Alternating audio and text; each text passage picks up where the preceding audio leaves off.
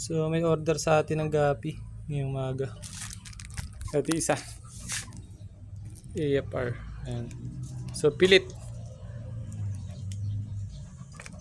Pangalawang beses na itong kumuha ng pilit.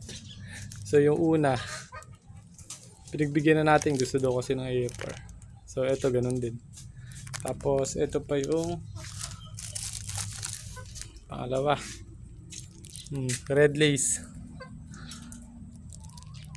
Ayan, magdadrop na yung female niya. No? Solid yung male niya na. Lapad ang buntag. Tapos ito pa isa white matay.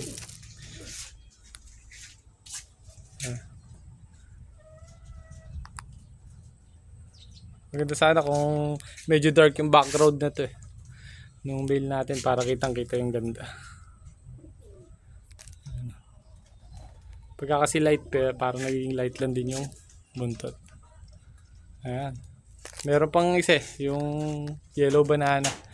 So iba naman yung kukuha nun. Mamaya natin videoan.